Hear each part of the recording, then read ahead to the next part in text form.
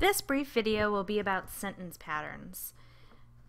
In the English language, there are 7 sentence patterns. The sentence patterns that we'll discuss will consist of patterns that you can find in 95% of all the sentences that we use in the English language. First, we'll start with linking verbs, patterns 1 and 2. You'd have a nominal slot, a linking verb, and then as an example for this pattern, we're adding an adjective, but it does not have to be there. The example for this sentence would be the pastor seems tired. The pastor here is functioning as the subject, the verb is seems, and the adjective is tired. In the second pattern, we have a nominal phrase again, a linking verb, and another nominal phrase. So the example is, the children are a loud group. The children, our subject, is the first nominal phrase. Our linking verb is are, and our second nominal phrase is a loud group. Pattern 3 is an intransitive verb. Here you'll have a nominal phrase, an intransitive verb, and then you can also have an optional second nominal phrase. This is not required. The example is Sarah hopped to the stairs. Sarah, our first nominal phrase or noun, is our subject. Hopped is our intransitive verb, and to the stairs is our second nominal phrase. Patterns 4 through 7 have to deal with transitive verbs.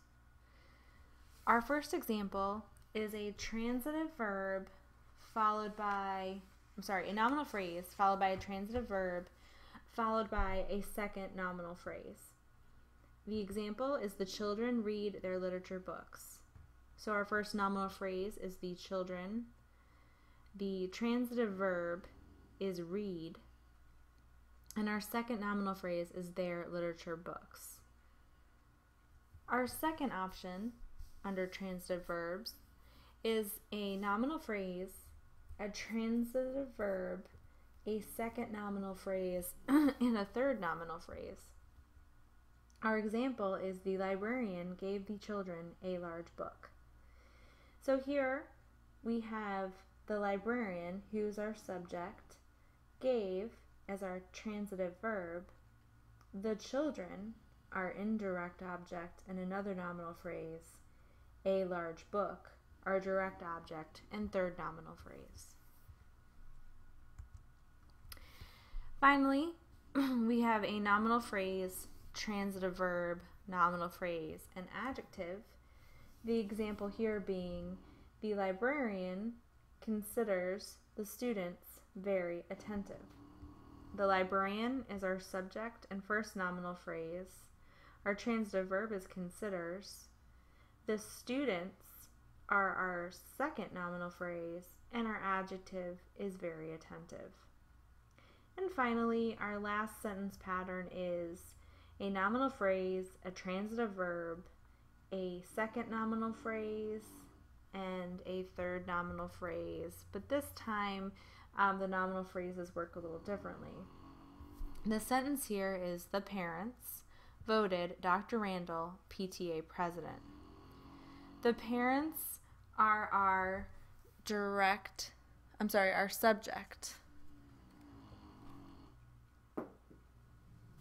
The word voted is our transitive verb, and Dr. Randall and PTA president are both nominal phrases here, but they function a little differently because they actually mean the same thing.